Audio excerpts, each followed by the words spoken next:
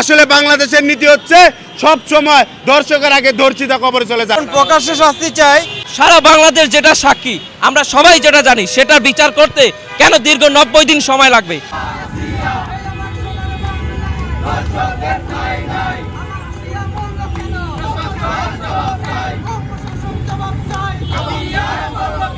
স্পষ্ট বার্তা দিতে চাই, সেই বার্তাটি হচ্ছে তারা যে 90 দিনের কথা বলেছে, আমরা এই মিরপুর 10 থেকে সাধারণ ছাত্র জনতা, দেশের নাগরিক তাদের সেই সিদ্ধান্ত প্রত্যাখ্যান করছি।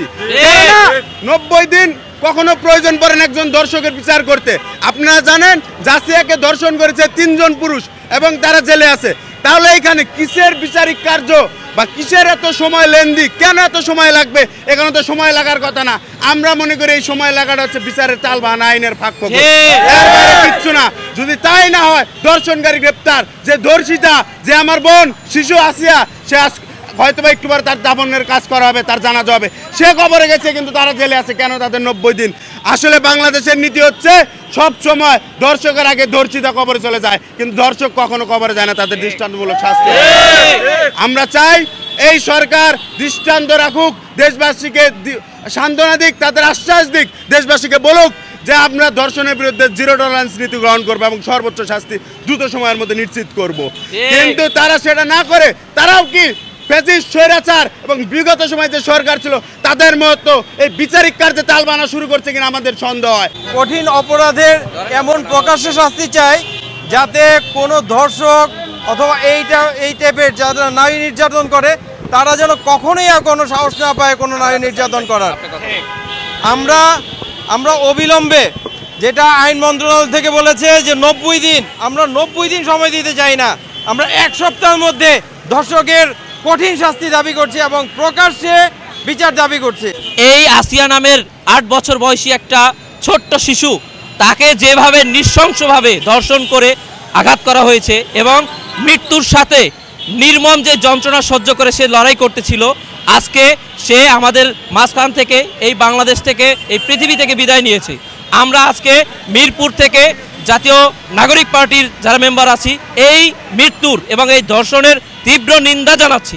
সেই সাথে বাংলাদেশে যাতে দ্বিতীয় কোনো আসিয়া আবার এই রকম নৃশংসতার শিকার না হয় এবং সেই লক্ষ্যে আমাদের বর্তমান যে উপদেষ্টা মণ্ডলী আছে, বর্তমান যে আইনের যে খসড়া আছে, সেটা দ্রুত সময়ের মধ্যে যাতে এমন দৃষ্টান্ত শাস্তি স্থাপন করা হয়, পরবর্তীতে যদি কেউ কোনো নৃশংস ঘটনা করার চিন্তাও করে, তাকে যেন আসিয়ার চেহারাটা তার সামনে ভেসে ওঠে।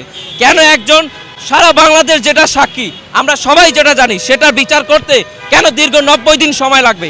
কেন আপনাদের আইনি জটিলতা এত বেশি? আমরা দেখি যখন হত্যাকাণ্ড ঘটে, বিভিন্ন সময় যে আলোচিত ধর্ষণের যে বিচারগুলো, সেটা লম্বা প্রক্রিয়ার কারণেই আমাদের দেশে যে নৃশংস জানোয়ার যেই আপনার ধর্ষণকারী আছে, তারা কিন্তু অতি উৎসাহিত হয়। তারা বাংলাদেশের জবাবদিহিতার বাইরে আইনের ফাঁক ফোকরের মধ্য দিয়ে তারা বারবার বেরিয়ে যায়, যার কারণে তারা কিন্তু দেশকে অস্থিতিশীল এবং এই দেশের মা বোনদেরকে বিভিন্নভাবে এই ধর্ষণের শিকার করে যাচ্ছে।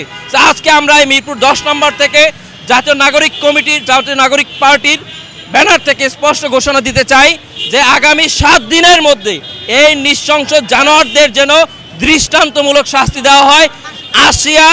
আসিয়ার কবরের মাটি শুকানোর আগে দর্শকের যেন ফাঁসি কার্যকর করা হয়, সেটাই বাংলার মানুষ দেখতে চায়। যদি এই বিচার কাণ্ডে যদি আপনারা কোনো বিন্দু পরিমাণ কালক্ষেপণ করার চেষ্টা করেন, সারা বাংলাদেশে কিন্তু আসিয়ার ব্যানারে নতুন করে আগুন জ্বলে উঠবে, যেটা দেওয়ার ক্ষমতা আপনাদের নেই। আমরা বলতে চাই, এখানে ধর্ষক এবং ধর্ষণের যে বিচারিক কার্যক্রমগুলো বাংলাদেশে আছে, সেখানে 2টা ক্রাইটেরিয়া আছে। একটা হলো বিয়ের প্রলোভন দেখিয়ে ধর্ষণ, আর একটা হলো প্রকাশ্যে, যেটা আসিয়ার ক্ষেত্রে হচ্ছে ধর্ষণ। দুই জিনিস, এই 2টাকে এক করে আপনারা প্রকৃত দর্শকদেরকে আইনের ফাঁক ফোকর দিয়ে বের করে দেওয়ার সুযোগ দিচ্ছেন। আমরা এর তীব্র নিন্দা এবং প্রকাশ্যে এর প্রতিবাদ জানাচ্ছি এবং আসিয়ার এই কবরের মাটি শুকানোর আগে এইখানে তার ফাঁসির যে আসামি আছে তাদেরকে ফাঁসির কাস্টডিতে দাঁড় করাতে হবে।